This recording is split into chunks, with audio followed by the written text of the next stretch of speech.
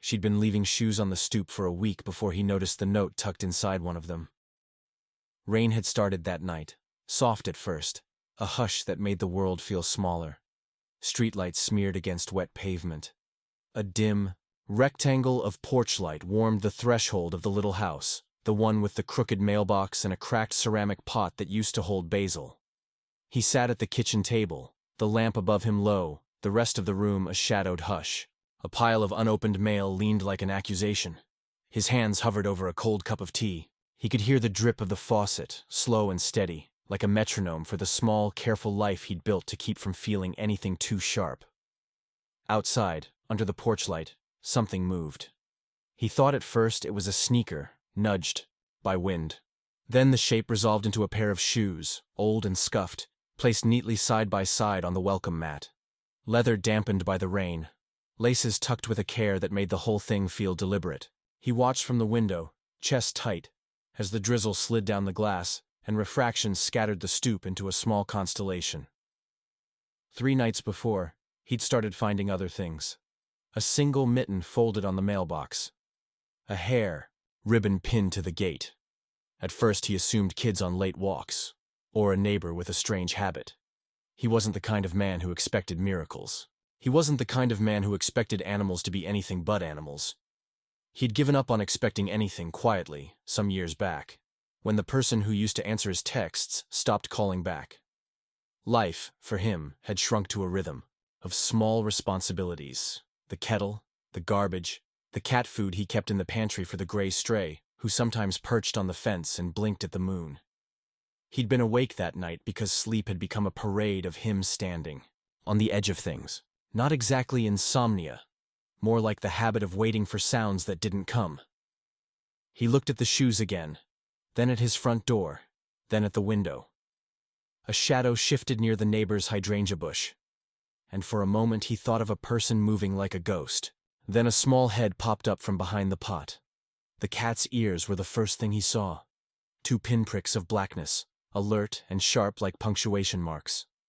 The rest of her was a silhouette, compact and lithe, soaked with rain but composed, an animal that carried its dignity even under the worst weather. She sat, tail coiled around her paws, and watched him as if she recognized his shape through the glass.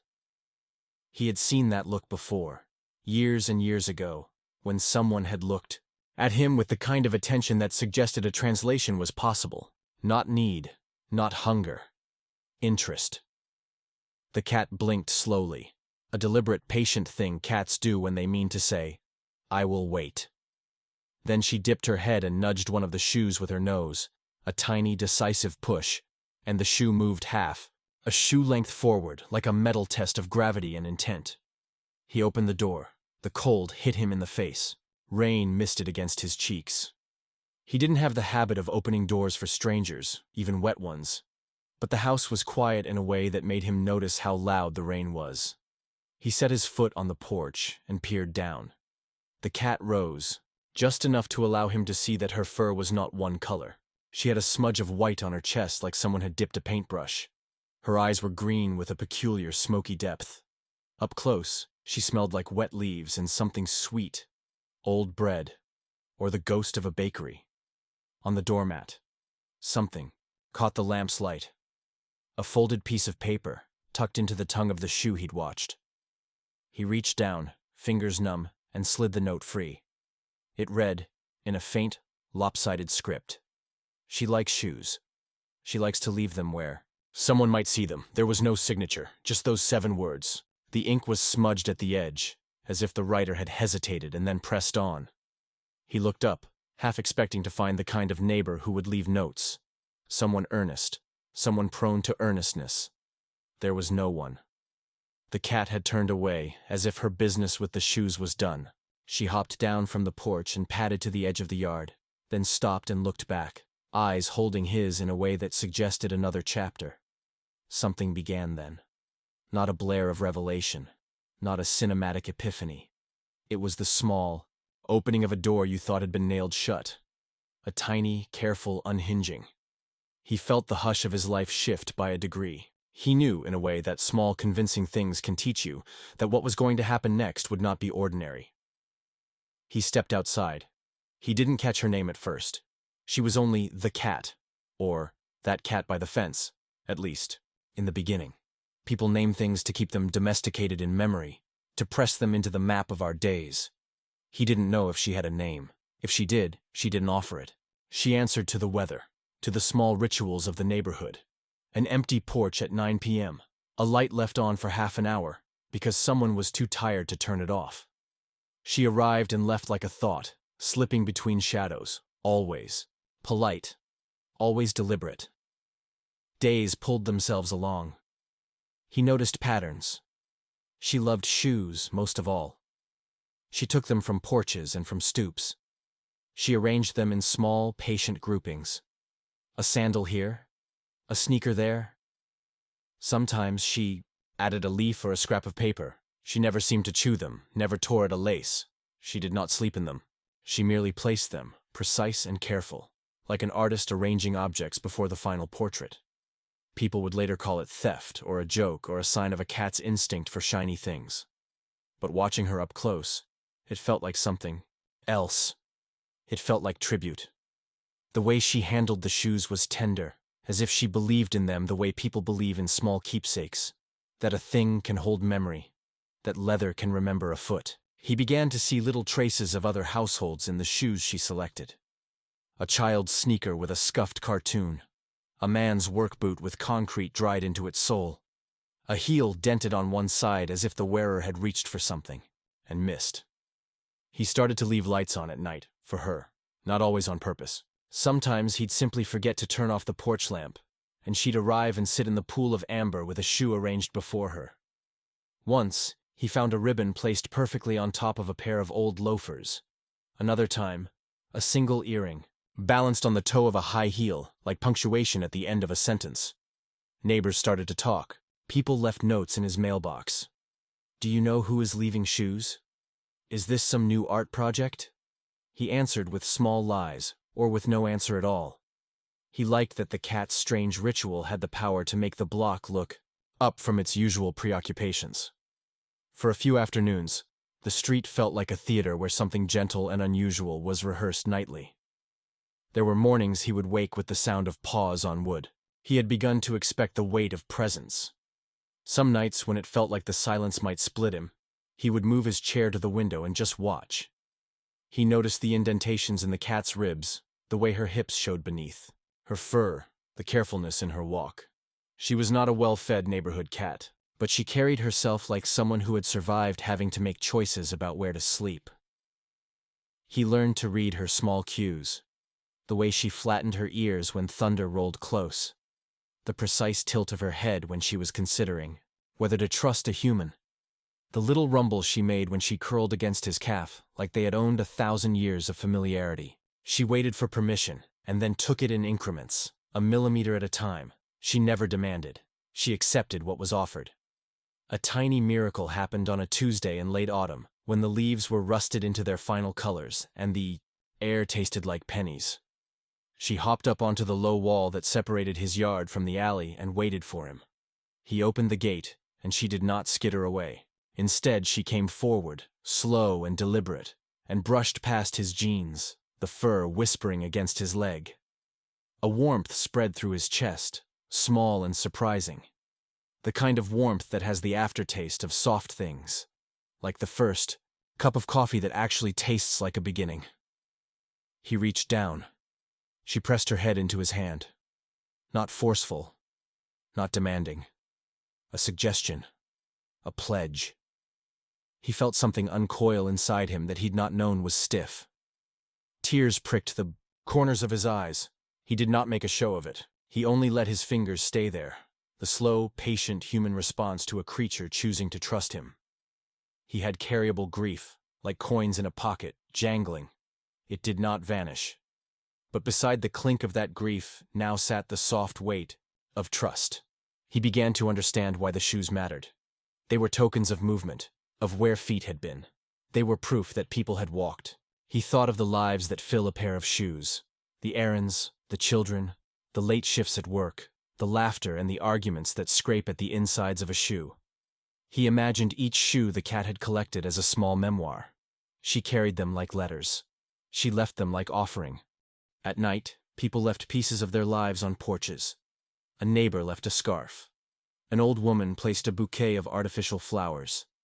The cat would accept each thing without fuss, arrange them in a small, exact pile, then walk away to wait for someone to notice. He began to imagine her as a messenger for all the things people forgot to say to each other. Shoes, to him, were not theft. They were messages left unread. He started to speak to her. He did it like someone whispering to the sea. Quiet, more for himself than for an answer. He told her about his sister's laugh, the way it used to fill a room until the room rotated around it. He told her about the job he had left and the reason he had taken half the money out of the savings. He told her the small facts of his days because they felt heavy when held alone and light when moved through a mouth that didn't interrupt. She would listen. Sometimes she would respond with a soft rumble from her throat. Other times, she would stare at him with those smoky green eyes, as if cataloging the syllables, filing them under a private index only she could consult. There were nights when the rain was loud and his voice faltered. She would come to the window and sit, and together, they would make a small ceremony of being awake. He wondered about the note, who had written it. Why was there a message wrapped up in someone's shoe? He imagined a little old man with a cane, a teenager with ink-stained fingers, a woman who liked to write and did it with a certain impatience. Whoever it was, the handwriting suggested a person who had thought the gesture would be understood without explanation. He felt, absurdly, like he had been handed a key. Something else began to change. The house brightened by degrees. He cleaned the porch with a broom he hadn't used in weeks. He watered the basil in its cracked pot. The tea tasted a little less like tarnish. He found himself buying a small bag of dry cat food. Not because he needed it. He had a neighbor who fed the strays. But because he wanted to put something out in case she stopped by hungry. It felt like a modest contract. I will provide this. You will tell me things in your own small way. He did not tell anyone how much this mattered. People like him often keep appreciations folded into their own chests. It's private work to notice the sunrise, private work to open slowly after long winter. He liked that it was just his and the cat's business. It made the small domestic miracles mean more. He would sometimes watch her from the kitchen window when she worked her nightly rounds. She moved like someone with a mission, with a route rehearsed by habit and need. She had favorites. Porches with old rugs, stoops with low walls, houses where the porch light burned like a lighthouse. Once, a child's shoe she'd chosen was missing a lace. She took it anyway, tucking the shoe's tongue into her mouth and carrying it like a trophy, then setting it down on the lamp-lit mat where he found it, and a small scrap of folded paper beside it, like a footnote. The paper had a tiny drawing on it, a stick figure and a cat, holding hands or perhaps not holding hands, something between a handshake and a hug. It made him ache in the way small human gestures can ache, familiar, raw, and utterly private. That night he went to bed with the image of the drawing under his pillow, like an illicit prayer. He slept with the unfurnished feeling of a person who has started to hope. It was a quiet thing, like water gathering behind a dam. He didn't rush it. He let the hope sit, like a coin in a pocket, whose weight you'd forgotten until you noticed it. There were moments where the real world intruded. A neighbor complained about shoes going missing. Someone posted a photo on a community board. A circle of shoes arranged at the foot of a swing, like a coronation. A reply suggested a stray raccoon. Another reply joked about shoe bandits. He did not argue. He watched and waited. The cat continued her work, unbothered by internet speculation. She came and went, a small black and white comet against the suburban constellations. She started to do something new in the thin of winter. Alongside shoes, she began to leave small gifts, but not for him. For the people who had worn the shoes. A button on a doorstep, a scrap of ribbon at the base of a porch plant. Someone found a pressed leaf inside a slipper, as if to say, "You walked today." A neighbor found a tiny envelope tucked into a sneaker, and when they opened it, there was nothing but a dried petal. They laughed and cried, and called it a prank. He watched it all, learning what small kindnesses could look like when practiced with feline insistence. The nights lengthened and the calendar thinned to a few pages. He started to expect the shoes. He started to get up sometimes in the dark, because the ritual of seeing them had become a part of the architecture of his days. The things people leave behind begin to map them to you. The shoes were a geography of presence. They said, "We exist, we move, we cross these streets.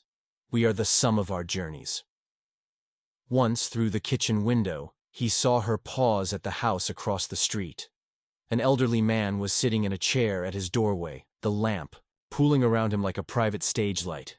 The cat approached and set down a worn boot at the man's feet. The man looked down, both surprised and not, and then smiled. He had a soft sort of smile, like someone who had practiced kindness in small measures his whole life. He lifted the shoe, turned it in his hands, and then placed it beside his chair as if it were a guest of honor. The cat sat a foot away and watched. The man spoke a sentence in a voice like gravel. The cat did not move. The man dropped his hand, and it landed on the boot like an old ritual of recognition. The human in his house felt something he hadn't, allowed himself to call joy. Not really. It was kinder to call it relief. The block, small and ordinarily wrapped in its private concerns, had been invited into a strange communion. The cat's habit made neighbors desire each other in small ways. People checked their porches. They left things intentionally now, as if in answer. A woman left a note. "Thank you for the shoes. You're not alone." Someone chalked on a stoop. "We see you." It became apparent that the cat was not the only one carrying things. The block was the one doing the carrying now, pants full of coins and small regrets. The cat moved among it like a conductor, orchestrating attention, pulling at loose threads until people looked up. He began to realize how quiet the world gets when it is not noticed. The cat's work was the gentle, steady policing of absence. And somewhere under all of this, beneath the shoes, the notes, the small neighborly miracles, he felt a loosened thing inside himself. An inch at a time the color returned to the edges of his days. Not a flood, not a total rewriting, just this, a presence that made him answer in softer tones. One night he put a blanket by the heater and left the door cracked. The cat came in, but did not stay. She circled the blanket, sniffed at his shoes, and then walked back out into the rain. He left the light on. He went to sleep less alone. Note in the shoe that had started it all had said simply, "She likes shoes. She likes to leave them where someone might see them." There had been something of intention behind it. Someone wanted to be seen. Someone wanted the small ritual to continue. He did not know who had left it. He only knew that, once the note existed, everything else seemed possible. At the end of part 1, as the rain slowed to a hush, the cat sat under his porch light and looked at him, steady as a promise. He closed the door behind him, and for the first time in a long time, the house felt like a place where attention lived. You're here, listening, and that means more than you know. If you feel safe in these stories, your one subscribe helps me keep this quiet little corner alive. Thank you for being part of this peaceful world. He knew quietly that something had begun. He began to keep track, not because he meant to, not because he wanted proof. It was just something that eased the edges of his days to know how many shoes had appeared since the rain. 3 on Monday, 1 pair of boots on Tuesday, a lone ballet slipper on Wednesday that made him think of small feet and a small secret audience. Counting was trivial. It was also a way to mark time. The hours folded into the ritual. The cat came at night. She walked the neighborhood the way a postman keeps his route. She checked the porches. She chose what she needed. She left the rest like a note. He learned the sound of her approach, a soft tap, like a fingernail on wood, a whisper on gravel, the faint rustle of fabric when she settled down. He began to notice the little things that only arrive if you pay attention. The way she paused 3 steps from the porch, as if measuring the distance between the world she moved in and the world she allowed herself to touch. The fine tremor in her whiskers when a car passed too close. The way her tail would lash once and then still, as if she had decided the night was safe for the remainder of her errands. She did not like to be rushed. She did not respond well to sudden movements. When he first opened the door to see her at the stoop, she had been ready to leave. When he did not chase her away, she lingered. A millimeter at a time, the neighborhood's edges blurred into something softer. He started to collect small rewards for her. Not because she asked. She never asked. She was discreet. She accepted tokens as if they were natural interjections in the unfolding of the night. He would bring out a bowl of water and set it at the edge of the porch. He would leave a square of leftover chicken under the lamp, wrapped in foil. He would scatter a few dry kibbles around the mat, the way one might leave breadcrumbs for a bird that had become too familiar. She watched all of that with an expression so composed it could have been carved. Then she would eat, slow, not greedy. She would press her head into his palm if he reached for her. She would leave a shoe at the exact center of the mat, sometimes with a little scrap folded inside, like a bookmark in a book no one had been finished reading. He started to speak aloud to the house. Not poetry. Not confessions. Just small observations. Statements of weather, of the price of milk, of a recalled line from a movie his sister used to love. He spoke to make the air move, to make the empty rooms feel less hollow. The cat listened. Not always with attention, but often. Sometimes she came close enough that he could feel the warmth of her side through his sleeve. Once, she folded up on the back of his chair and slept while he read. He pretended he wasn't paying attention, and he watched anyway. Neighbors began to notice. A woman who worked at the bakery across town asked him, by way of conversation, whether he had always been so tidy. The retired teacher next door tipped a hat and said, "I saw the cat by your light. She seems to like you." The barista who recognized him from mornings at the corner coffee shop asked if he was the one who left the socks on the railing. The neighborhood started to speak in the new dialect the cat had created. Porch, shoe, note, ritual. It did strange things to the small networks of people who ordinarily kept themselves private. The elderly man in the rocking chair, who rarely left his house, walked to the edge of his yard to pet the cat. The teenagers who used to hang on the phone pole began to check their sneakers before leaving school, as if a small audit might reveal some hidden communication. The block acquired a new nervousness. It wanted to participate. He watched all of it like a quiet spectator. He liked that the cat's behavior invited kindness from others. Not because he needed proof that people could be good, but because it was one more example, like the scattering of shoes, of how small attention can make a neighborhood feel less like a series of closed doors and more like a living thing. Some days, the cat vanished. She would be fine one evening, comfortable, tidy, with a fresh pair of shoes waiting on the mat, and then gone the next. No tracks, no signs, the shoes would still be there. He learned to expect her absence like a new kind of weather. He did not ask where she went. He did not call her name. She had no collar. He had no way to find her. The mystery of her disappearances was not the same as worry. It was more like a line in a poem he could not quite finish. When she returned, she was different. Maybe a little thinner. Maybe the fur on her back would have a different angle. The kind of thing you notice only if you have been watching. Once she came back with a single feather tucked under her chin like a talisman. Another time she returned with a small ball of yarn frayed at one end, as if it had been fought for on someone's floor. She carried her prizes like someone who takes souvenirs from life's small skirmishes. She did not hoard. She did not show off. She arranged. Arranging was her main language. He began to see patterns in how she chose to place things. She liked symmetry. She liked the edge of the mat for bold statements. She liked the shadow beneath the porch rail for things she wanted to keep private. When the neighborhood had a fight, two kids arguing loudly, or the mail carrier coming through with his own sharp sigh, she would step into the light and place a shoe just so. It felt like a small attempt to stitch the night back together. Found himself thinking often about how a shoe carries more than a foot. A shoe holds weight. A shoe remembers trips. A shoe holds a smell that can take you back. He imagined each shoe she brought to him as a tiny life condensed into leather and fabric. He pictured the hands that had slipped into them. Hands that might have been rough. Hands that might have been small and soft. The hands that offered a shoe into the world and moved on. There were nights when he wondered if she could tell which soles needed to be noticed. Had she placed a child's tiny sneaker only at the porch of the boy who had been missing his mother? Had she chosen a pair of adult loafers to sit at the steps of a man who had been lonely since his wife moved to the other side of town? He had, No answers.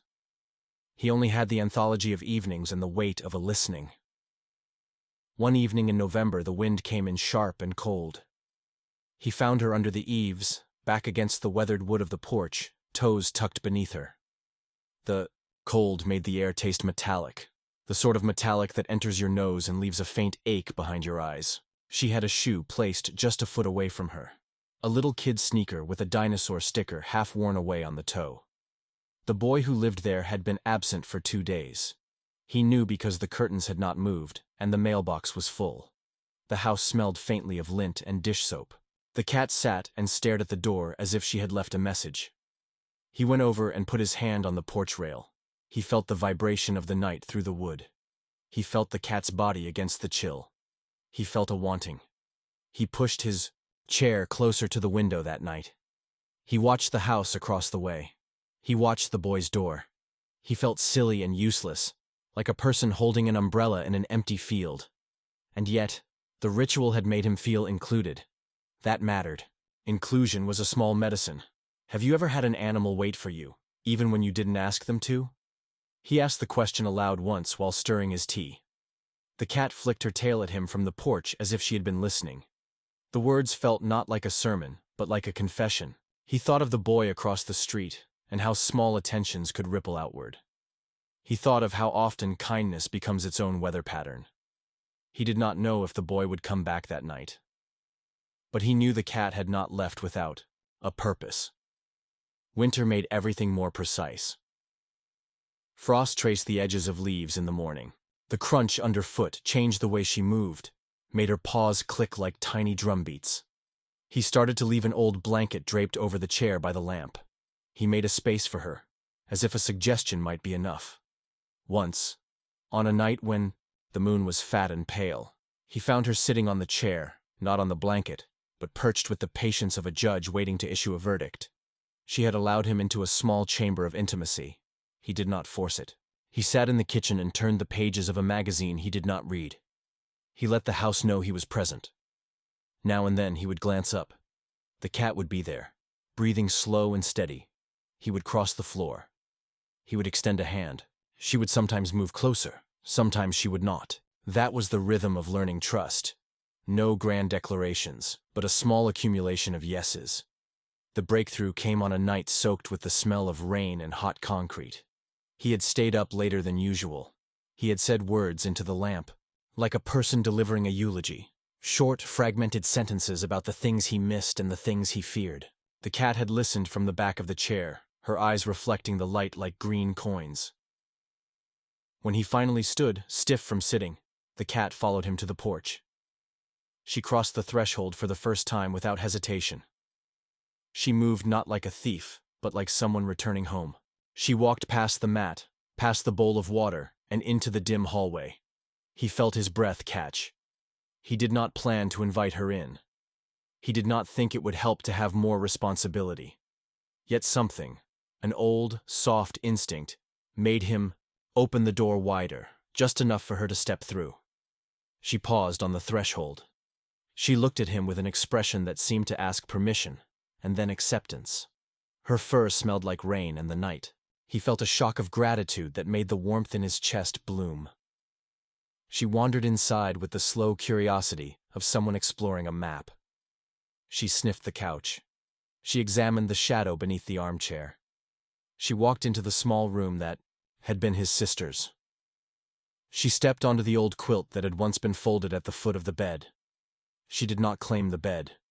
She did not curl up on it as some animals might. She sat, instead, on the rug, and then climbed into his lap. It was a false motion for a moment. He had not realized how much of his body was braced against the world. When she settled, the tension in him loosened. His shoulders dropped. He breathed out as if discovering a new way to exhale. The cat's purr started low and then rose. It was a sound he had not heard in a household in years. It sounded like a promise.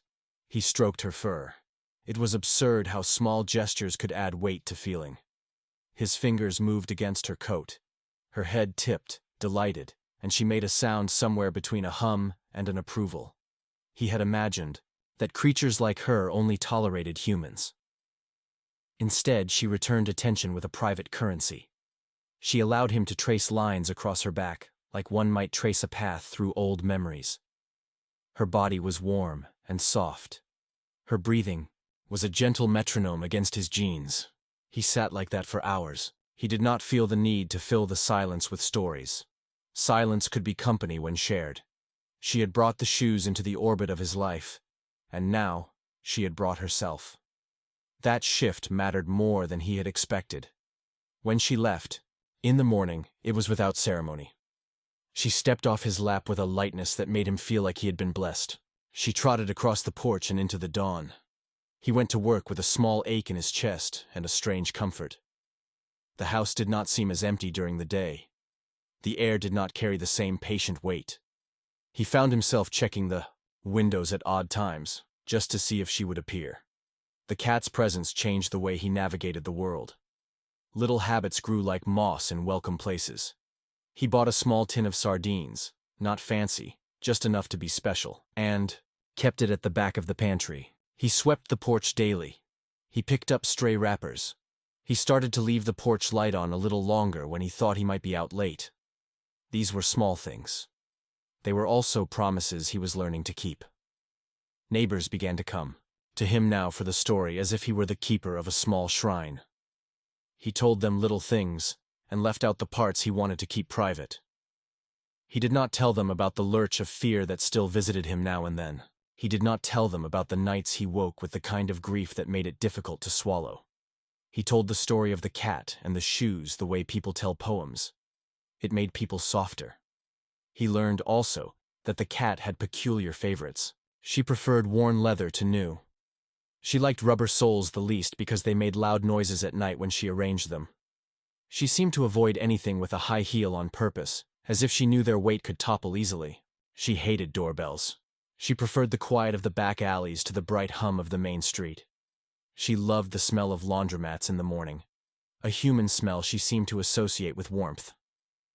Once, when snow came early and the world looked like it had been powdered for a holiday, she brought him a shoe tied with red yarn. Inside was a small scrap of paper with a single word. Remember. It was the kind of message that could break a person or bend them. He folded that scrap and kept it in his wallet beside an old photograph of his sister laughing. Tucked between worn bills and the curve of memory, the paper felt like a relic. It was not signed. It did not need to be. The trust that had been building between them did not transform into ownership. She remained hers. She still came and went. But the scale changed. She allowed him more. She allowed him the comfort of being chosen. The breakthrough had not been loud. It hadn't needed to be. It was not a climactic event. It was the accumulation of nights. The cat came inside for the first time and stayed long enough to make him aware of a new, steady rhythm of presence in the house. She placed her trust in him by stepping over the threshold and curling in his lap. That small crossing felt like a crossing of rivers.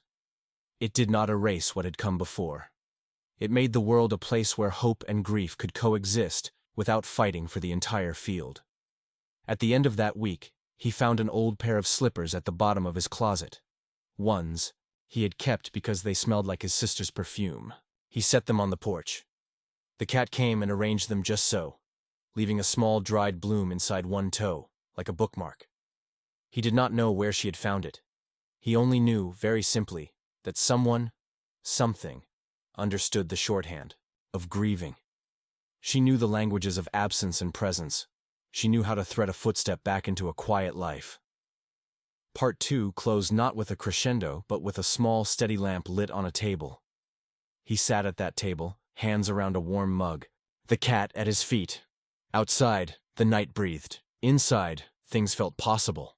The little unspooled life he had been living tightened into a different shape. One where the quiet was not a threat, but a place to be shared. She had trusted him in a way she had not before. She had bent the rules of her own solitary circuit to let a human into her map. That was the soft, hard miracle of the weeks. It was the beginning of a deeper conversation, and in that beginning, everything felt like it could be answered by small, patient things, by shoes placed with care, by notes, folded into tongues, by the press of a head into a palm in the dark. He did not know yet why she took shoes. He did not know where she went when she vanished. He only knew the shape of trust now. He kept watch. He kept cleaning the porch. He kept a bowl of water under the lamp.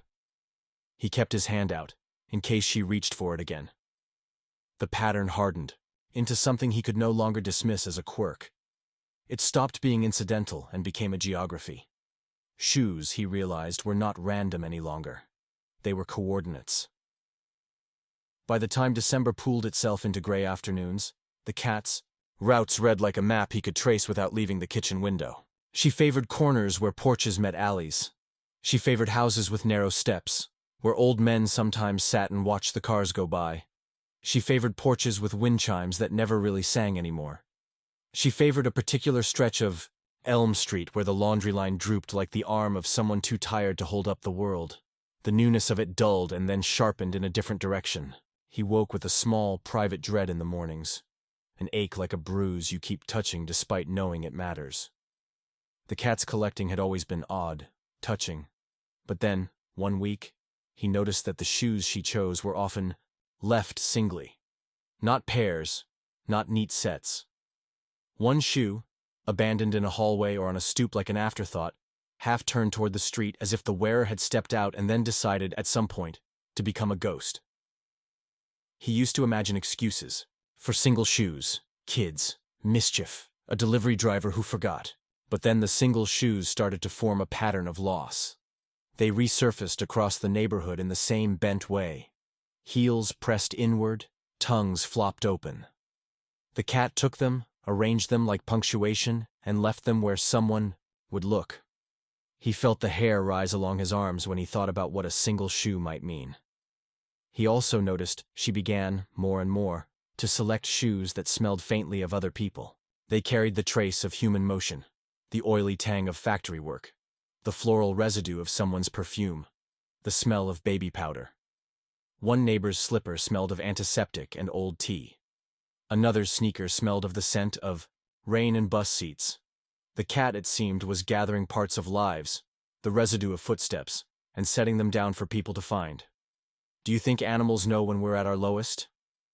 He asked the question once, into the dark of the kitchen, as he made coffee. The cat, when she was inside, sat on the counter and watched him like someone who kept a ledger of small human failings. Her whiskers twitched. She blinked, long and slow. He imagined, at that moment, a mind under her fur cataloging not only the smells and the shoes, but the emotional temperature of every porch she passed. Neighbors started to confide in him unexpectedly. The boy at the corner store mentioned, in a voice that tried not to tremble, how his father had left a slipper on the back step that morning and then didn't come home that night. The new mother 2 doors down told him, wide-eyed, about finding her daughter's boot waiting like an invitation on the mat the week before. People walked up to his porch to leave him things now. Notes, old mittens, sometimes a sandwich wrapped in wax paper, because he had become, in a small and intense way, a person who understood that the cat's behavior was a signal, not a prank. He began to log the shoes. It was nothing heroic. He bought a small spiral notebook and wrote down the date, the time he saw a shoe arrive, a brief note about what the shoe looked like, and whether the cat had left any other object. He made an index of patterns. He wrote the names of houses, and their small features, the blue railing, the cracked step, the mailbox covered in stickers. He wrote because the act of indexing brought the world into a human-made order that felt safer than the unordered, aching reality he lived inside. The notebook filled, leaves curled at the edges, ink smudged when his fingers were cold. In the margins he scribbled questions like prayers. Where do you go? Who are you looking for? Are you looking for somebody expecting shoes to be left like a breadcrumb? One morning, in the margin between 2 lines, he wrote the word search, and then crossed it out because it felt too loud. The cat's nocturnes changed, too. She began to vanish for longer stretches. 48 hours, then 3 days. When she returned, she was sometimes more ragged than before. Her paw pads were scratched. There were small burrs tangled in her coat. Other times she would come back with something unexpected, a watch face, a scattering of glitter, a broken eyeglass lens. Once she arrived with a single small key dangling from her mouth like a promise. The key was old. It was brass with a bow worn soft. He kept it on the mantel, where tokens accumulate and accrue meaning simply by being kept. People, or at least people on his street, began to notice things about the cat that didn't make logical sense. The mail carrier said aloud one afternoon, to the world and to anyone who would listen, "She's got a system." The retired teacher across the lane brought him a cup of lemon tea and confessed, with an almost embarrassed smile, that she had begun leaving a second shoe by accident, just to see what she might receive in return. The child's mother, who ran the laundromat across town, told him she'd discovered an earring in a sneaker the cat had placed under her notice. "It was my mother's," she whispered. And for a second, there was the sense that the city could be stitched with soft seams. But the more he watched, the more the edges of the pattern began to roughen. The cat, for reasons he couldn't fathom, seemed to select certain houses with a repeated insistence. A small, unloved duplex at the end of the block accumulated shoes like it was being remembered on purpose. A townhouse whose curtains were always half-drawn received a string of mismatched footwear. The cat would pause in front of these houses longer than she usually did. She would set down a shoe, then step back and stare at the door until the light inside flickered and someone came to look. It felt like sentinel work. One night he followed her. He told himself he wouldn't. He told himself the house was old, and the floorboards creaked, and it would be undignified to trail behind a cat like a private investigator in slippers. But some rope within him, knotted with a curiosity he'd been trying to ignore, pulled. He wrapped a coat around his shoulders, slipped on the boots he kept at the back of the closet, and stepped into the rain. She left a single shoe on the neighbor's stoop that night, a small leather moccasin, worn at the heel. The moon sat like a bruise behind the cloud cover. He kept a distance and watched as she hopped down from the stoop and padded across the street, all silent confidence, tail low and decisive. She crossed to the alley where garbage bins stood like sleeping beasts. He followed at a distance, keeping to the shadows. He told himself this was for the sake of the shoes, for the sake of curiosity, for the sake of an unspoken pact he had made with the night. She led him into spaces he'd never noticed.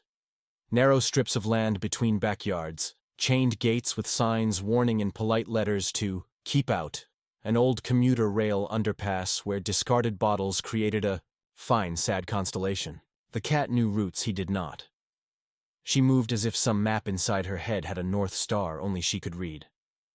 He had followed animals before, strays to food bowls, pigeons to squares. But this felt different. She was not looking for food. She was on a mission. At the back of an abandoned lot, half hidden behind an upended dumpster, she stopped and sat. The air smelled of cold, wet iron and something else he could not name. The cat looked back at him, and for a blink, he felt like a child caught sneaking into a forbidden place. Her eyes were bright as coins. She gave one short, feline flick of the tail, and then pushed between two boards that had fallen from a fence. He watched the space where she had entered. It was a gap just wide enough for a cat to slip through and disappear. He hesitated at the fence. He pressed his palm to the rough wood, feeling the damp and the grain. He crouched down. The gap was a slit of darkness. The smell that came through was layered.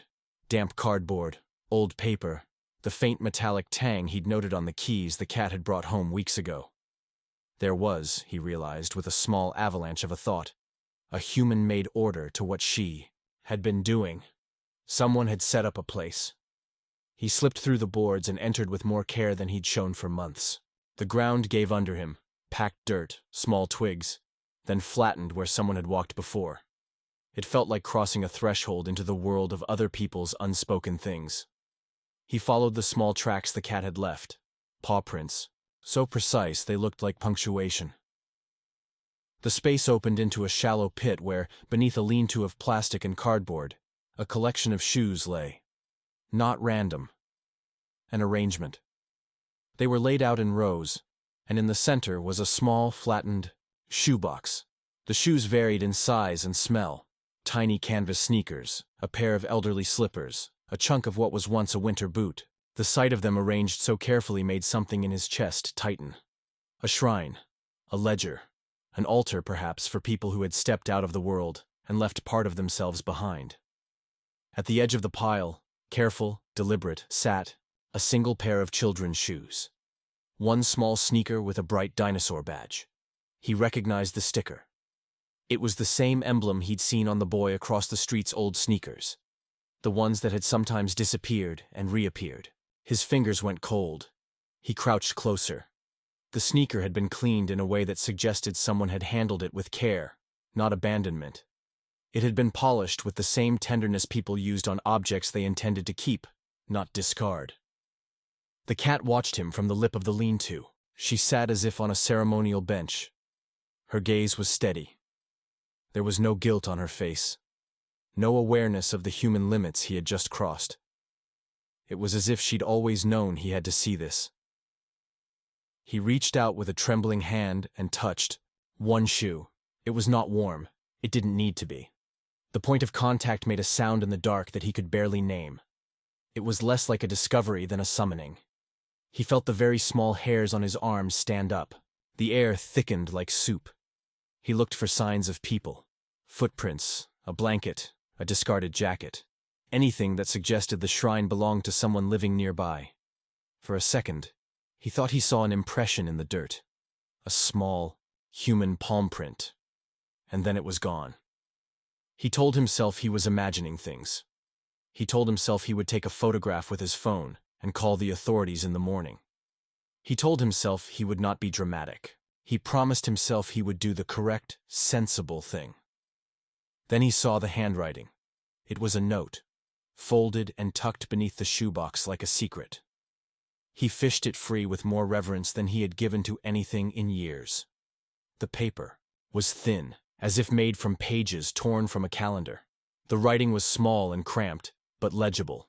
It read, in a hurried script, "Leave nothing on my stoop. Leave only what I can carry." There was no signature. There was no name. But the curve of the pen made the letters look like someone writing across the back of their hand. He felt his breath make a small cloud in the damp air. The cat meowed then, a single, brief sound, less a call than a punctuation mark ending a sentence. She rose from her place and walked toward him, impassive. She brushed against his leg, as if to check his temperature, and then pivoted toward the path that led back to the street. He wanted to follow her. He wanted to pull the lean-to apart and look for the person who'd written the note. He wanted to knock on doors and ask stronger questions. He wanted, with a human's urgent hunger, to fix whatever interruption in the world had caused these shoes to gather like feathers at the base of a memory. But the cat had already left. He crawled out of the gap and walked home in a daze. Shoes, heavy with the knowledge of what he had seen. He lay awake that night with the shoes in his head, the image of the little dinosaur badge replaying like a film he could not stop.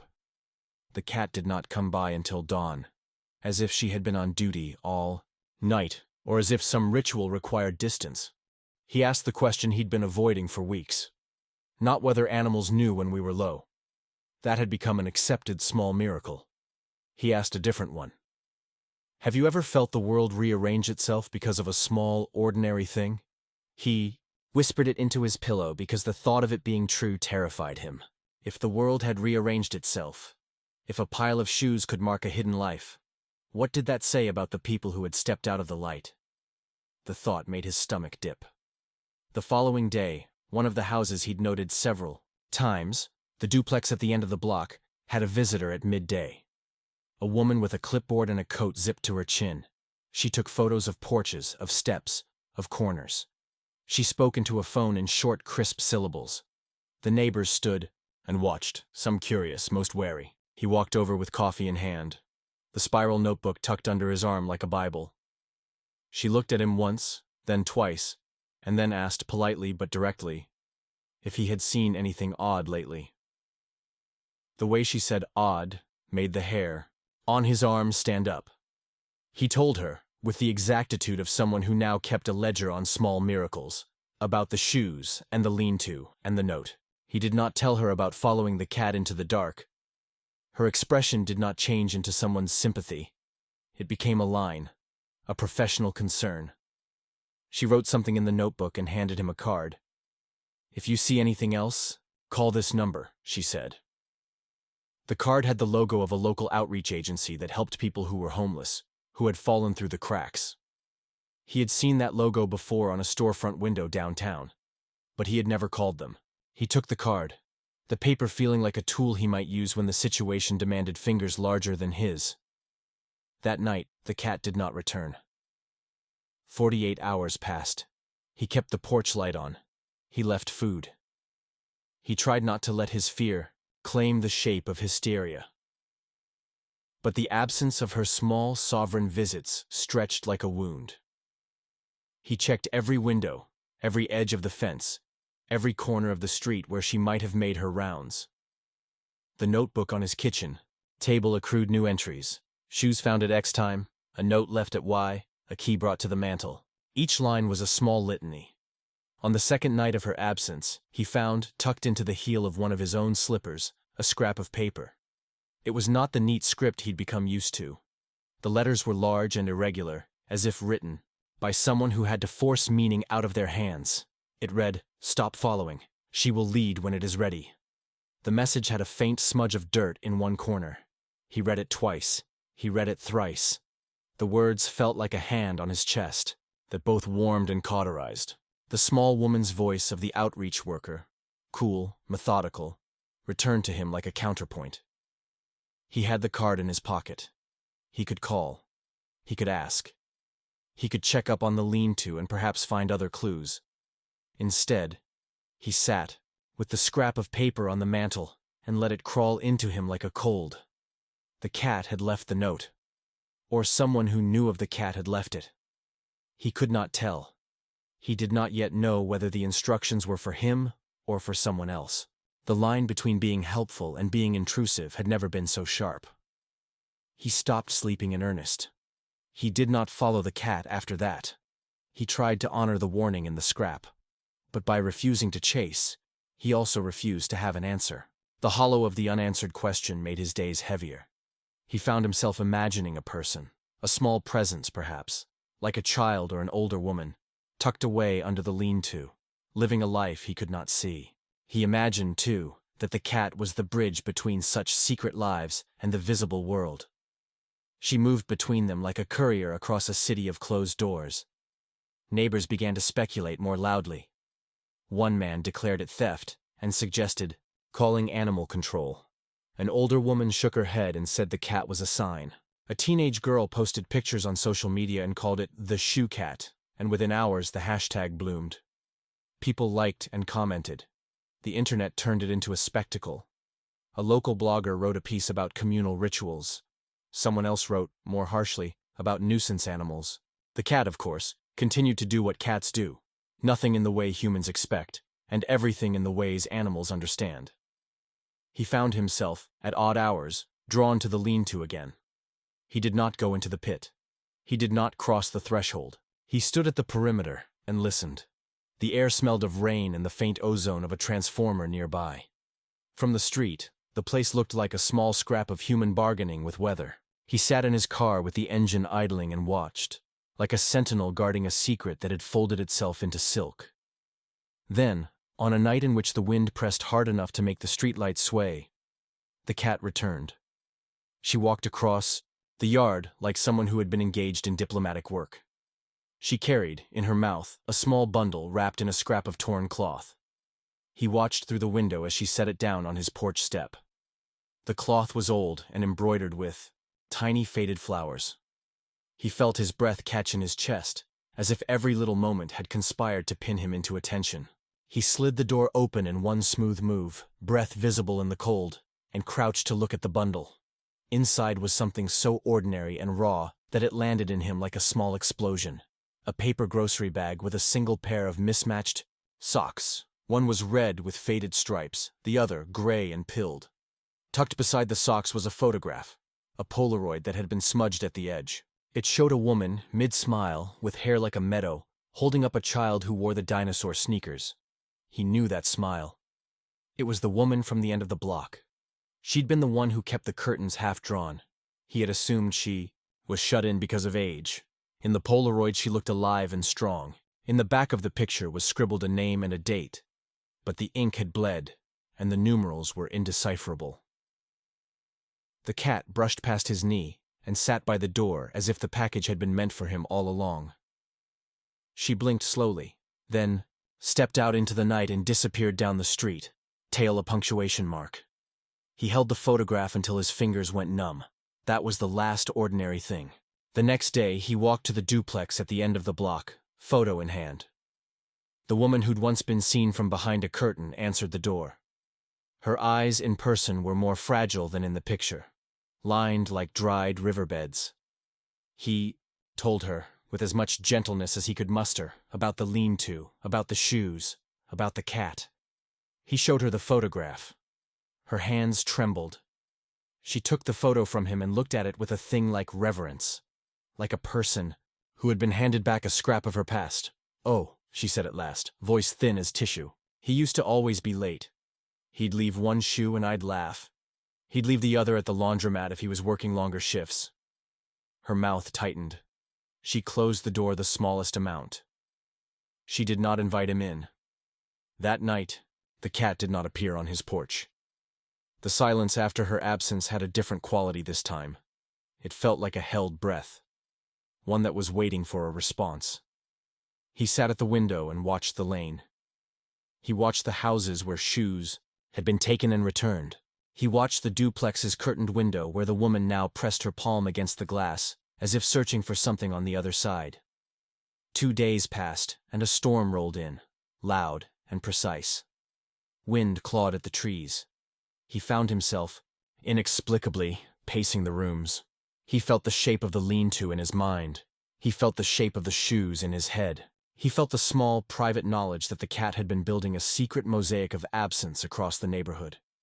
Then, on the 3rd day, a sound that was almost like a door being closed, but softer, came from the street below. He went to the window and peered out. There, in the sputtering light of the porch lamp, stood the cat. She was soaked. She carried nothing. She met his gaze and held it with a look that was not apology, but information. She sat, as if inviting him to see.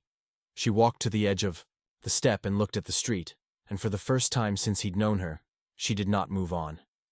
She sat there, still, measured, and then she rose and padded to the gate. She did not leave. She waited. He went out. He did not take the shortcut toward the lean-to. He did not follow the inner compass that had driven him into holes the night he'd first crossed the fence. Instead, he opened the gate and stood, hands in pockets, and simply watched the cat. She looked up at him, steady, expectant. And then she turned toward Elm Street, that stretch of porches with low walls and sleepy windows, and began to walk. He followed. Not immediately. He closed the gate softly behind him and kept a small distance. She knew the route. He knew it too now, by heart. The air smelled of rain and the faint smoke of a neighbor's wood-fired stove. The cat walked with a purpose that was more solemn than any he'd seen in her before. She walked like someone who carried a responsibility.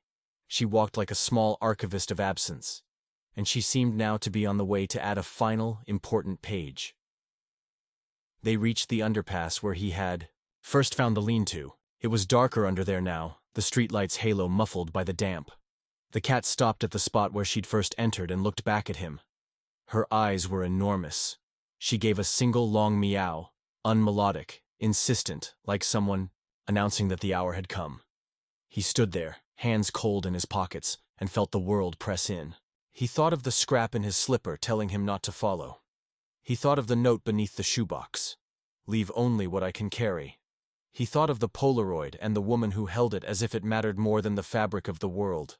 He thought of the phrase that had existed only in his mind these past weeks. Whatever is hidden, somewhere, someone is keeping. The cat stepped through the gap and vanished. He hesitated. Then he stepped forward. When his shoulder found the gap in the boards, the world seemed to exhale. Dirt yielded underfoot. He crawled in, breath held, and then he saw it. More than shoes, more than rows. This time the lean-to had been rearranged. There were markers along the edge of the pit, small stones with initials scratched into them, a line of buttons sewn into the canvas, a child's ribbon tied in a bow to a stick. In the center, under a box covered in a faded blanket, a light glowed. It was small, candlelight, but steady. The scent of tea rose from somewhere nearby. He heard the faint, muffled sound of someone humming. It was a song he could not place. It sounded like a lullaby that had forgotten its words. He inched closer and then a voice stopped him. "Don't come any closer." It was not a shout. It was not an order. It was tiredness and care combined. It issued from the lean-to itself, from the gap between the boxes, from the place where the light was warmest. The cat turned and looked at the voice, then at him, and then she stood up straight as if to declare an end of waiting. He froze in the half-light. The voice had no anger. It had no malice. It sounded like someone afraid and determined, like a person who had learned the rules of remaining unseen. He felt the world pivot, then everything stilled. The rain, the street, the small drum of his heart. The cat, his compass, his nightly oracle, stepped forward and nudged at the blanket covering the box. The blanket shifted, and for a second he thought he saw the outline of a shadow, human, small, and contained. He felt a hand on his shoulder. Not his own, but a presence at the entrance to the lean-to. He turned, expecting the outreach worker, the woman with the clipboard. Instead, there was only the dark. The hand did not belong to anyone visible. The voice spoke again, not angry, not frightened, but certain. "If you love them, keep your distance," it said. "Let us give them what they need." The cat sat down on the blanket's edge and blinked, slowly. She looked at him with a look that asked him to decide whether he would honor the boundary. He backed out of the lean-to. He crawled through the boards and into the rain. He closed the gap behind him and stood with the cool damp sticking to his coat, the memory of the candle's warmth clinging like a scent. The cat waited at the fence's lip, eyes luminous with something like admonishment. She would not come with him. She would not explain. He walked home with the notebook under his arm and the Polaroid now a ghost that had started everything. He felt older in the way people feel older after looking into a place they were not meant to see. He had been given a view into someone else's private world. He had been told, in a phrase that burned like lit paper, to keep his distance. When he reached his porch, the cat was waiting on the mat. She looked at him once, then wandered inside, as if she had been doing this all along. She did not cling to him. She did not purr like a plea. She sat on the chair and cleaned her paws with the quick, efficient motion of someone who had important work to finish. He set the Polaroid on the mantel and kept the notebook in his pocket. He could not sleep that night. The words from the note, "Leave only what I can carry," reverberated in his head. The lean-to, the shoes, the candlelight, the muffled lullaby, these images layered into a strange music that made the edges of his world feel porous. Something had shifted. The cat's pattern had grown into a network. It had moved from being a curious neighborhood ritual to a coded correspondence between those living on the edge and the edge of the visible world. The shoes were message fragments. The lean-to was a tiny hidden archive. The cat was its courier. At the close of Part 3, an instruction had been given in ink and in hush. Step back. Yet the world had also revealed itself in a way that made him hungry for more. The cat had a mission she would not explain. The lean-to housed lives he could only glimpse. A child's shoe sat like a heart among a collection of ghosts. A hand on the shoulder he had not seen implied others watched, others cared, others guarded. He kept the photograph on the mantel like a talisman. He kept the scrap of paper that warned him not to follow tucked in his wallet. He kept the small key on the mantel with the other tokens. He kept the notebook, pages full, as if recording could turn mystery into something less dangerous. At the end of this part of the map, the cat did a thing she had never done before. She stopped bringing shoes to his porch. Instead, she began to leave them in a line that pointed toward the underpass, as if she were mapping a trail for someone who might come looking. But only if that someone knew where to look. The final image was simple and sharp. The cat perched on the fence, moonlight tracing the edge of her back, and a row of shoes leading away into the dark toward the lean-to. Something in the night had changed, and the next move would not be his to make alone. He had promised himself he would keep his distance. He failed, not because of bravado, not because he thought himself brave. He failed because the world had tightened into a wire, and something inside him kept humming. The shoes. The lean-to. The Polaroid with the woman's smile. The scrap of paper with the blunt warning tucked into his slipper. All of it had become a drumbeat he could not ignore. He could hear it at 3 in the morning, a steady tick that pulled him out of bed. That night, the air tasted like iron. Rain had passed through in fits, and now the street smelled green and sharp, like cut grass left to dry. He stepped outside with a coat he'd meant to clean months ago. He didn't lock the door. He didn't bother with a flashlight because the weak pool of the street lamps was enough, and because the less light he carried, the less spectacle his curiosity would make. He followed her. She moved with the same small, sovereign gait he'd come to know. Not hurried, not tentative. Determined. She threaded through backyards like a stitch. At each porch, she paused, set a shoe, then moved on. The line of footwear behind her left a faint, crooked breadcrumb trail through the dark, leading away from the neighborhood map and into the places people used when they wanted to be unseen. He kept his distance. He let the shadows be his cloak. He kept one hand in his pocket around the little card the outreach worker had given him. The agency's logo, a quiet promise he had not used. He told himself he would only watch. He told himself that was what any sensible person did when the invisible bled into the visible. Watch, and then act through the right channels. But sensible did not attend the sound that hit him when the lean-to came into view. There was singing. That low, halting hum of a voice that carried a half-remembered tune. It smelled of boiled tea and the faint copper of old coins. The cat sat at the tent's mouth like a sentinel. The panting of a far-off dog sounded like a heartbeat. He crept closer and realized the light within was a slant of candle. Yes, but also a small lamplight run by something like the kind of ingenuity that keeps people alive. A battery dangling from a phone. A jar lid propped to reflect glow. He had rehearsed this moment in his head in many versions. He had planned to come with the outreach worker, to bring a blanket, to quote statistics and phone numbers. He had imagined a proper intervention. The truth was sharper and stranger. He had the alone kind of courage that arrives when the world's edges have thinned. He edged forward on his knees, the dirt cold and small under his palms. Inside, the space had been rearranged since the last time he'd peered. More shoes, yes, but also small domestic objects, as if someone had been trying to make a home from ragged things. A chipped mug, a spool of thread, a child's plastic spoon, a patchwork of cardboard stitched with tape. Stones marked pathways. Buttons were sewn into a strip of old cloth to make a tiny flag. The place looked less like a stash and more like a ledger of lives. And then he saw the person. She was small, folded into herself beneath a blanket.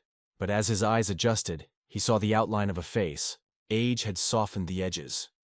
Her hands, when she lifted them to the light, were maps of labor. Scarred knuckles.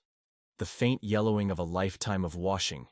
Tiny calluses like punctuation at the fingertips. She had braided hair down the side. Of her head, salt and ash, threaded with a scrap of ribbon that might once have belonged to a doll. Her voice stopped singing when she felt him. It became a measured thing, like someone recalibrating an instrument. "Please," she said. Before he spoke, it was not a command, it was an appeal. If you came to watch, watch and leave. If you came to help, wait for them to ask. The cat nudged his knee then, as if to remind him she'd been the one to set the invitation that had a grammar the world did not know. She rose and padded into the lean-to without a flinch, and the woman reached out and stroked her head with hands that trembled but did not shake. He stood and let himself be visible. The woman's eyes met his. They were a color he could not name, brown tempered with green, like the inside of late autumn leaves. They registered his intrusion, and then, surprisingly quickly, softened. "My name is Rosa," she said. It was said like a fact, not an introduction. "You're not the outreach worker." "No," he answered. His voice felt thick and far away. "I'm—" He stopped, because the sentence he wanted had been cooked down into a dozen smaller confessions he had not intended to offer. "I'm the man who lives on Maple. I saw the shoes. He felt suddenly ridiculous, like a child caught with a hand in a jar. He reached into his coat and pulled out the Polaroid. The picture quivered in his fingers. Rosa reached for it with a caution that made him think of someone reading a fragile page. She traced the blurred outline of the woman with fingers that spoke of remembering. When she looked up, the rain had made her skin glassy. "That was my sister," Rosa said. Her mouth closed around the name in a way that made him hear the echo. She used to laugh like there was sunshine hiding in her teeth. The cat's tail flicked. She hopped into his lap as if the moment needed confirmation. She pressed her head against his shin. He felt the animal's small, solid trust like a pulse. "Why the shoes?" he asked, because the question had to be asked aloud and in the open, or else it would curl up like a secret and sour in his chest. Rosa's eyes drifted to the long line of footwear, leaning like a small congregation outside. She smiled, a tiny thing that carried the ache of too many winters. "They're markers," she said. "Memories for people who can't always keep them on their feet." He wanted to press for clarity. He wanted to demand an explanation. He wanted to call in the outreach worker and watch things be fixed in the precise bureaucratic rhythm of paper and signatures. He kept his hands still. He let the silence be a container for the truth she was about to offer. Rosa told him a story that felt like a folded map. She had been living off and on in public places for years, sometimes because there had been nowhere else to go, sometimes because the ties that tether people to neighborhoods can snap unexpectedly, and not always with a reason anyone can name. But she had a small rule. She would not let her memories be swallowed by the cold. She kept things that mattered. Photos, a pair of her sister's old shoes, the small sweater a grandchild had outgrown. The cat had come into her life one autumn night when everything else had been raw. The animal had sat on the edge of her shelter and refused to leave. Rosa said, with a fierce softness, that the cat had been the first creature to bring her attention from the street into her small life. She had started to leave out shoes she'd found initially as a joke, because the shoes would be the only thing she could use to mark who should be remembered. They would see them, she said simply. The shoes, when left on the stoop, make someone look. Sometimes someone notices and remembers a name or a face. Sometimes they leave something in return. It's a way of saying, "You were here. You are more than the weather." He had the sensation of his heart being peeled back gently. It was an exposure, but not violent. The hurt inside him folded into the story with a kind of recognition. Rosa showed him a small folded list she kept. Names written in pencil that smudged with time. Dates that meant nothing except the rise and fall of someone's small life. There was a column labeled Shoes and another labeled Left Behind. The list read like a ledger of people forgotten by the structures that were supposed to remember them. "What about the note?" he asked.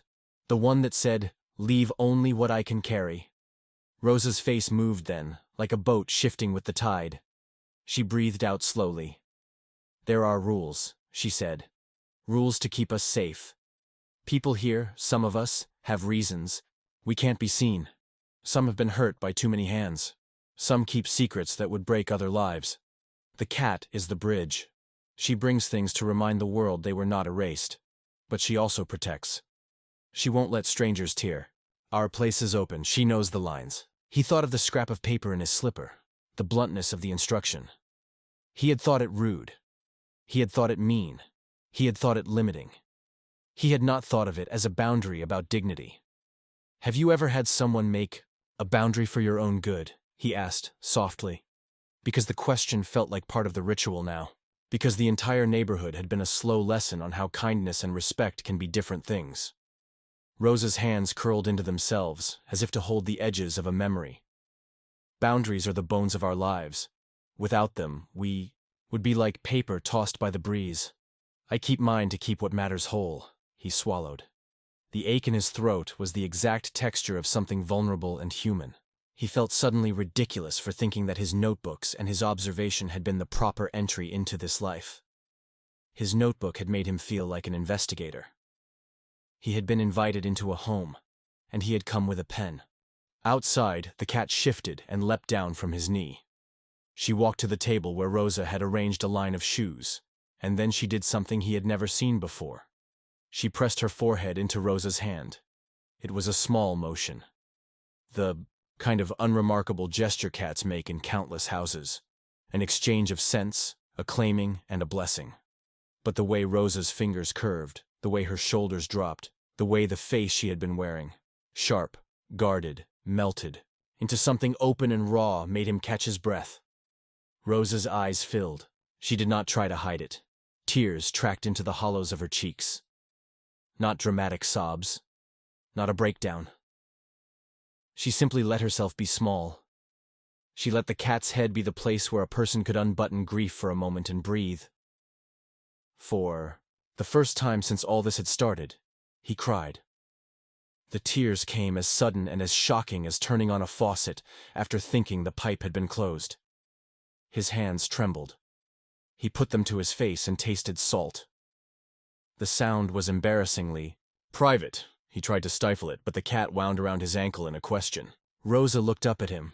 Then, as if the small exchange had made space for a stranger to witness a private unraveling without feeling like an intruder. "You didn't have to come," she said, with a softness that was very fierce. "But you can help if you want." He wanted, desperately, to be the sort of person who could make sensible plans. He wanted to call the outreach agency and bring blankets and forms and the warm face of bureaucracy that solved things neatly with appointments and referrals. But the cat stayed with him, and he had been taught in the lean-to, taught by the scrap of paper and the Polaroid and the line of shoes, that some fixes require tenderness before they require systems. "What do you need?" he asked. The question felt like an offering. He knew it was inadequate, but it was honest. Rosa looked at him and then at the cat. "There's a young man here," she said. "He's my grandson's friend. He wasn't always meant to be here. He's hurt. And pride is a dangerous thing. He'd rather sleep with his pride intact than sit in a shelter and be told how to behave. The shoes? They're tokens. Sometimes they make him come out into the daylight. Sometimes they remind him that someone is thinking of him." The name, when she said it, was not the name people might expect. He won't expect specifics. He need not give identifying information. He respected privacy. But in the moment, the story became human, belonging not to a statistic, but to a person, with a name, a laugh, a monstrous, fragile heart. "You can call them," she added, "but wait until they ask. If you press into them with help they don't want, you'll lose them. They'll pull back somewhere I can't reach." She tapped the side of her head. "You understand?" He nodded. He did understand. He knew, with a clarity that landed like a stone in the pond, that people sometimes need time to accept help. The cat's lesson had been patient, precise. He stayed until morning. They did not speak much. Rosa told him small stories, about her sister's laugh, about a baby who had once trampled across the floor in dinosaur sneakers, about a man who used to fix radios and left ribbons on porches because he liked the way light snagged on fabric. He told her about his sister, too. He told a story he had not yet told anyone. It was small, clumsy, full of the sorts of things people do to fill the gravity of not speaking. She listened like someone who had learned how to hold a stranger's grief properly. A neighbor's dog barked in the distance. The cat stretched and then wound herself around the man's ankles. She rubbed her head against his hand. Her purr was a soft, secretive drum. He felt, deeply and suddenly, the animal's message. "I am here. Stay. I will keep you here if you let me." There was a moment then, the kind that makes a person hold their breath because it knows the world is trying to teach them something important. The man extended his hand to Rosa. She looked at it as if seeing it for the first time. He had a trembling, imperfect intention, to offer help that honored boundaries. He wanted to be a neighbor who saw and respected. He wanted to be someone who listened before acting. She took his hand. It was not dramatic. It did not lead to a tidy resolution. It was small. Fingers meeting fingers. A moment of agreement between two people who had both known loneliness and the sharpness of being overlooked. The cat sat in the small space between them, the bridge between their lives. The emotional peak was not a rescuer with a checklist. It was the realization that the man, who had been counting shoes, logging patterns, and charting mysteries, had been invited in not to fix everything, but to witness, to respect, to offer warmth in the ways Rosa's community could accept.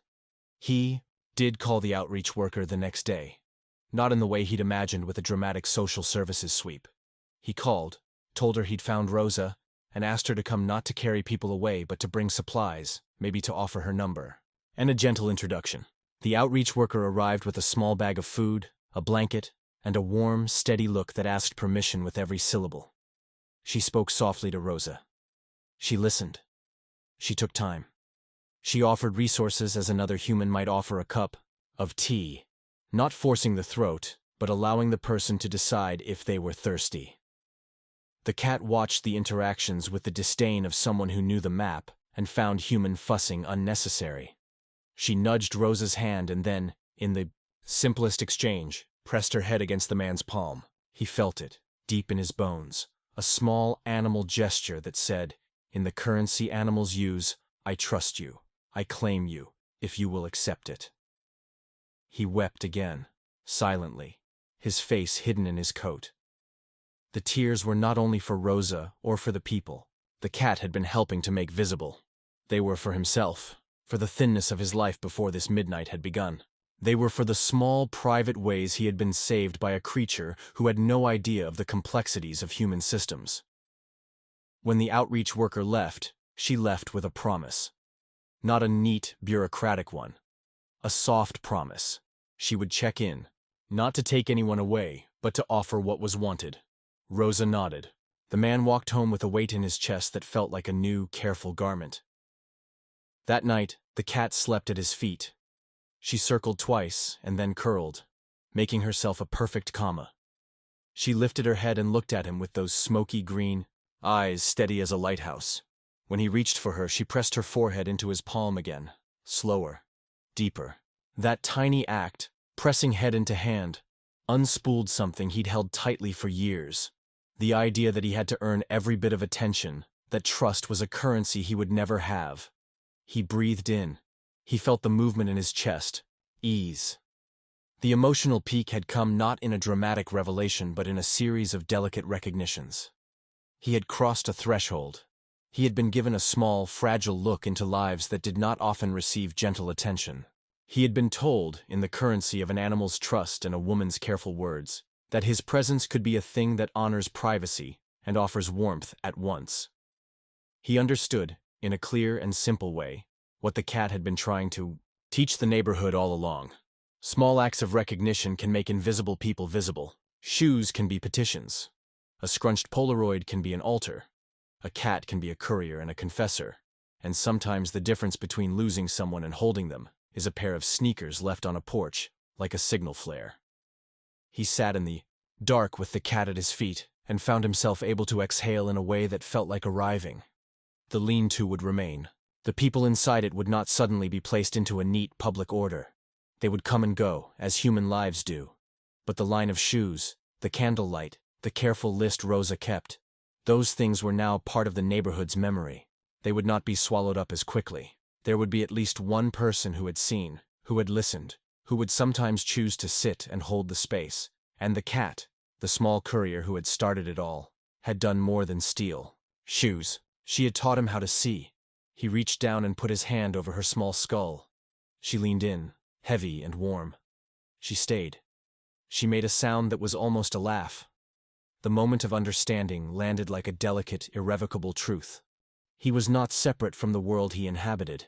He had been called into it by a line of shoes and a photograph and the quiet insistence of a small animal. The world asked of him not heroic acts, but presence. It asked him to listen, to respect, and to offer, when asked, what he could give. The night hummed with that place between sorrow and relief. At the close of part 4, he understood why she had stolen the shoes.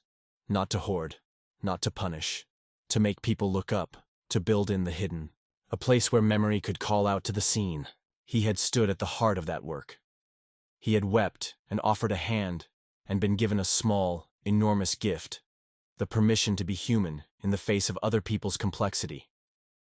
He fell asleep that night with the cat curled against his calves and the image of Rosa's list burning pleasantly in his mind. He slept like someone who had been granted a new language for care. When morning came, he woke and went to the window. On the stoop, a single shoe waited. Not for him.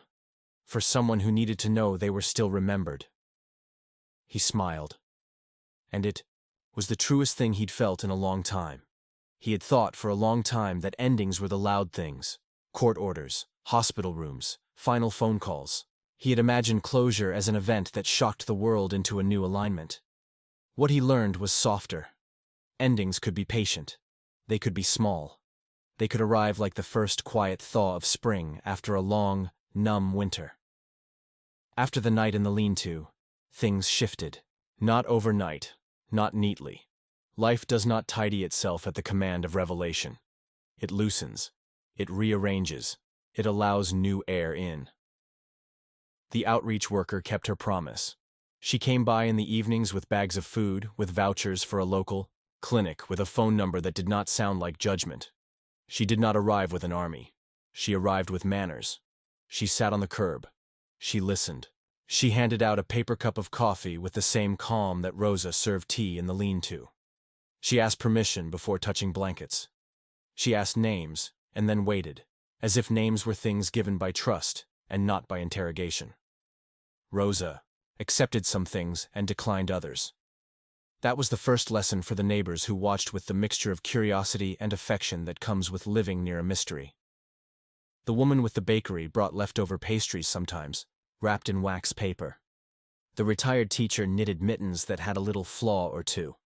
The kind of imperfect offering that meant, "I tried." The barista left a thermos of hot chocolate on long, cold mornings and wrote, "Take if needed," on a post-it note. None of it was grand. None of it was organized by any bureaucracy. It was neighborhood tenderness, clumsy and earnest, and exactly what the lean-to had stocked itself against. He started to do things differently too. He still kept his notebook, but he used it less for charts and more for small observations. Instead of writing "shoe, left at 11:05, he scribbled, "Mrs. Jennings smiled when she found the slipper," or "Young man on elm took the boot and held it for a long time." He made room for human response. The ledger that had once been an attempt to organize a puzzle became, oddly, a kind of journal. He wrote the little things down because they felt important, because the act of notice was a way to give back to a life that might otherwise be anonymous. The cat kept her root. She continued to take shoes. She continued to leave them in little altars. But she also began to bring different things. Not rescue tokens only, but returnings. Sometimes she set a shoe on a porch and pushed a small note beneath it. Not a written message that humans could read, but a placement so precise that the person who owned the shoe would remember the day they had left it and feel seen. Sometimes she left a hair ribbon where a woman might find it and remember a daughter's birthday. Once she placed, at the edge of a stoop, a clay shard that belonged to a broken mug someone had used for years. That neighbor held the shard like a small relic and pressed it into the palm of her hand, as though to confirm a continuity no one else had acknowledged. People began to look up. That was the most beautiful, unanticipated thing. The street transformed from a series of private boundaries into a place where people acknowledged one another in small ways.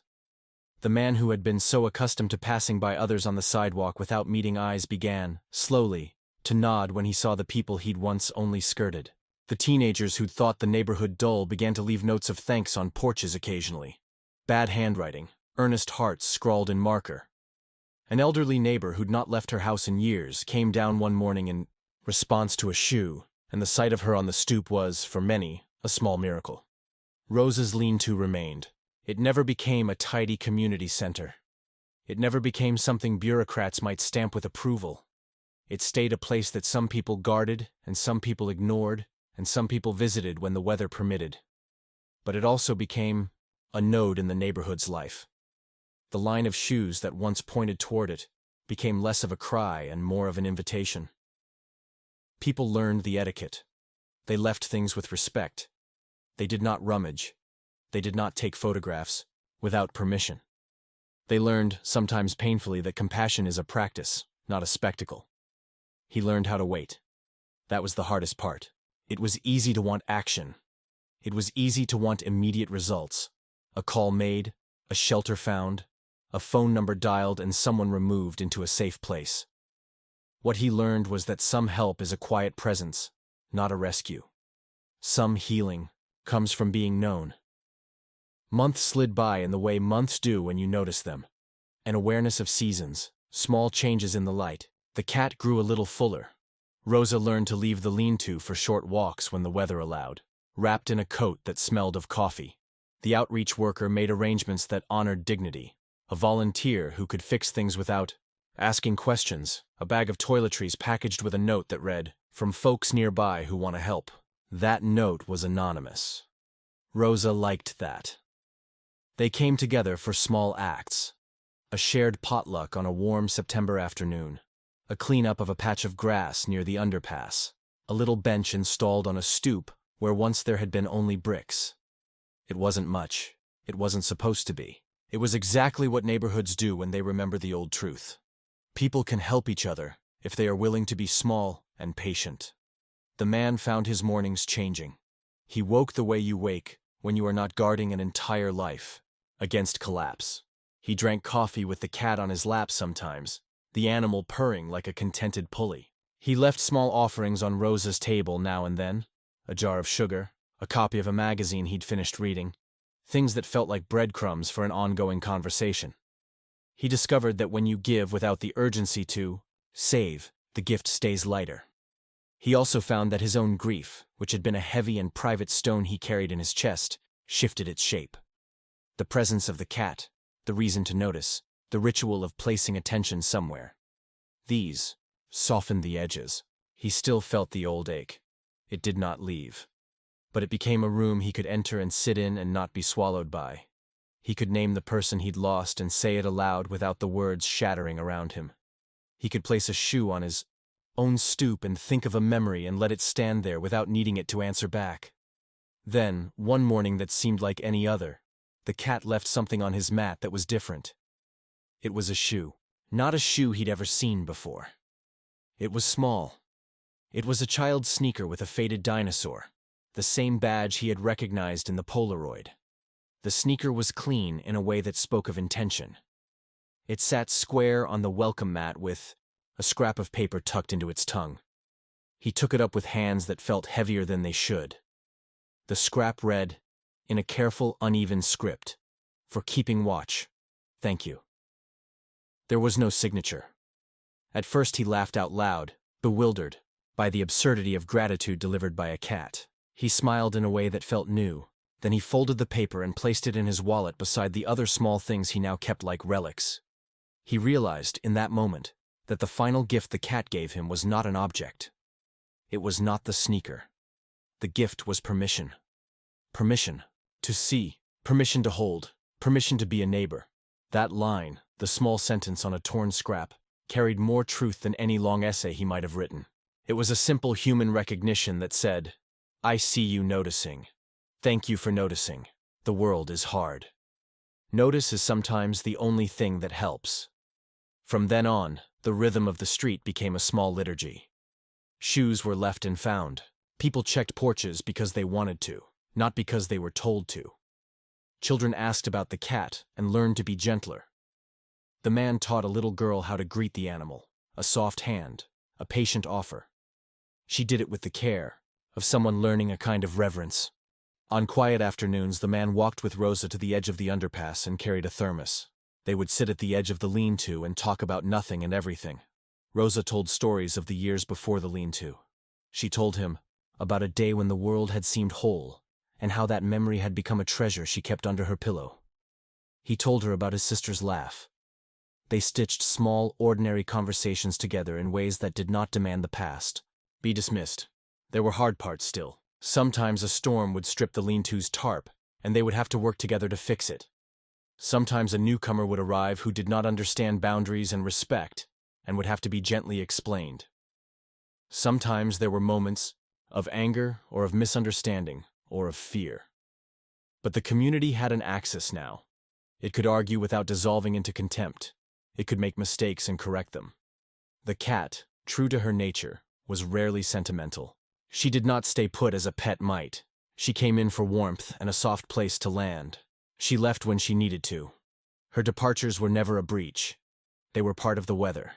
She was a presence that taught the street to hold steady in its attention. One evening, some months after he'd first found the shoes, there was a small event that felt like a punctuation in the longer sentence of change. The neighbors arranged something spontaneously. A lantern-lit walk. It was not an official march. No one had planned a speech. Someone strung fairy lights along the low wall. Someone else brought thermoses of hot cider.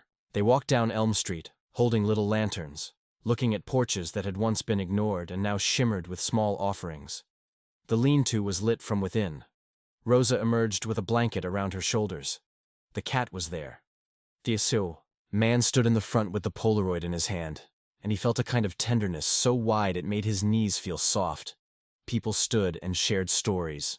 They spoke about shoes found and returned, about notes tucked into tongues, about how a small animal had made them notice.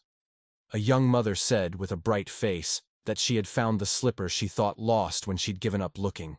An old man, who rarely spoke, told a story about a soldier who'd left years ago and how he'd never expected to be remembered again. There were tears. There was laughter. There was a sense of repair that was not complete, but real. At the end, Rosa stood and said a few words. They were not grand. They were simple. A handful of sentences that hummed like a prayer. "Thank you," she said to the cat first. Then she looked at the people assembled. "You've all been kind. Not loud, but kind." And then, as she had from the beginning, she tucked a small thing into the line of shoes. It was not a shoe this time. It was a little paper heart someone had cut from an old magazine.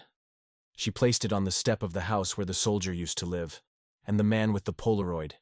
He watched him pick it up and hold it like a talisman. The cat hopped up and pressed herself between Rosa's knees and then walked to the man and pressed her forehead into his palm. He felt the warmth of the press like an ember. He felt the small electric current that runs through living things when they make contact and agree, silently, to be there for one another. The final gift, when it came, arrived the way small gifts arrive, unannounced, unadorned, honest. A few weeks after the lantern walk, on a rain-slimmed morning when the street smelled of wet earth and new promises, he found a box on his porch. Not a delivery box, not anything marked. Just a cardboard box tied with twine, like something left by a careful hand. Inside, wrapped in tissue paper, was a pair of his sister's old shoes. He had not known they were missing. He had not remembered taking them out of the closet at all. The shoes were the ones that smelled faintly of her perfume. He sat on the stoop and held them and let himself breathe. Tucked beneath the laces was a note. The handwriting was the same kind of hurried curl he'd seen before. Not Rosa's, not his, but familiar in its informality. It read, "People hide pieces. We keep them safe until they can be held properly." There was no signature. There did not need to be. He understood then, in the way someone understands a line of a poem after years of reading, that he had been given back not just possessions, but memory. The shoes were a vessel for everything he'd feared losing. Smell, shape, the small person who had laughed in rooms that used to be loud. He cried then, because the return of a thing can sometimes be the return of a piece of oneself. The cat sat by him, tail wrapped around her paws. She watched him as if the act had been arranged by necessity. She blinked slow, like a priest closing a small rite. From that morning, his life did not become perfect, but the edges felt less sharp. He could carry his sorrow without it lodging and freezing him. He had people who would answer a text. He had a neighborhood that learned how to be a community. He had Rosa's soft voice in his ear sometimes, telling him a new story over tea. He had the cat pressing her head into his hands when nights were long. The final days of that season were ordinary. The cat continued to come and go. Sometimes she left shoes elsewhere, in neighborhoods beyond theirs, as if she understood the shape of need more broadly than they did. The lean-to remained a small, guarded palace of memory. The outreach worker called now and then, leaving messages that were updates rather than demands. People who had once been strangers shared casseroles. Children learned to place things gently. The city continued its business of being itself, messy and imperfect.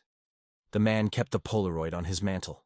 He kept the shoe with the thank you note in his wallet. He kept the notebook, though its pages no longer bore obsessive lists. They carried a few new lines now, small stories of neighbors and kindness. the names of people he'd met and come to love in the spare, careful way that forms when time and attention are given. Then, one cold morning, the cat sat on his porch and stayed longer than usual.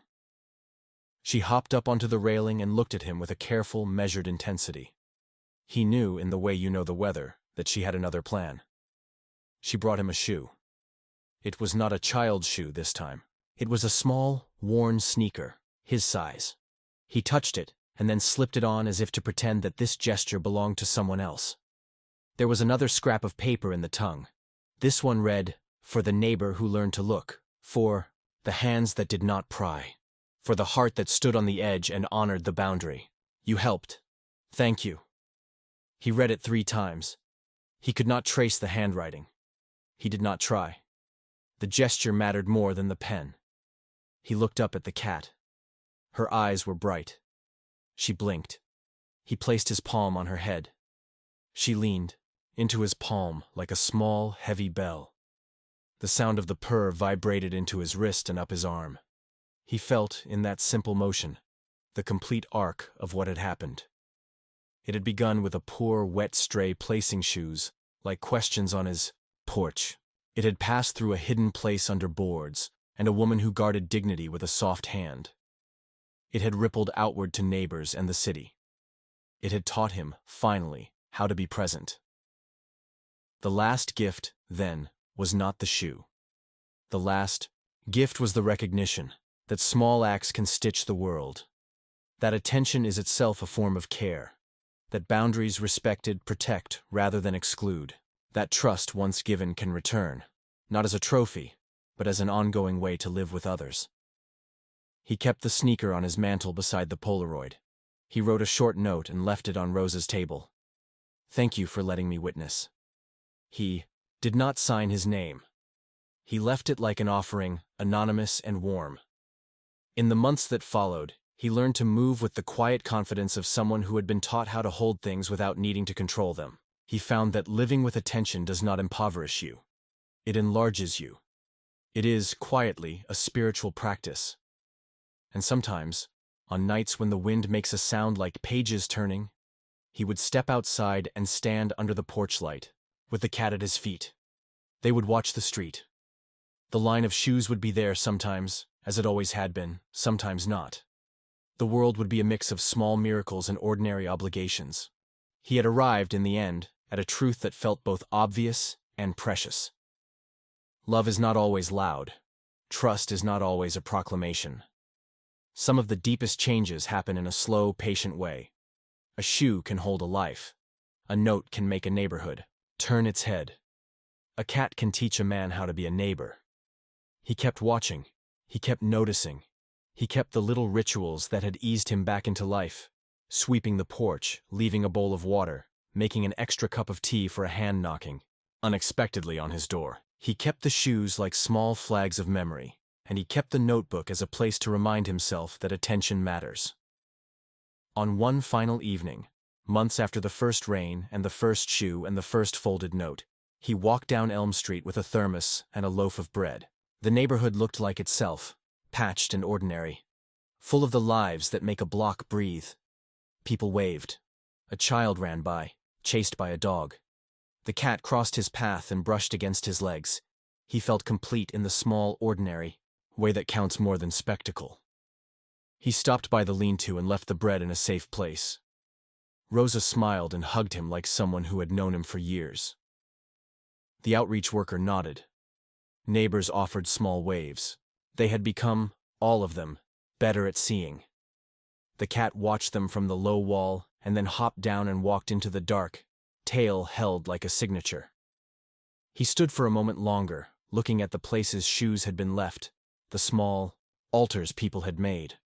He thought of everything that had been given: the Polaroid, the tins of soup, the knitted mittens, the careful kindnesses that had landed like small birds on stoops. He felt a tenderness so large it made his vision move, softly at the edges. He thought of the quietness of endings, and how some endings are not closures but invitations to keep going. The story did not stop. It shifted. It moved into the lived ordinary. That was the point. That was the gift.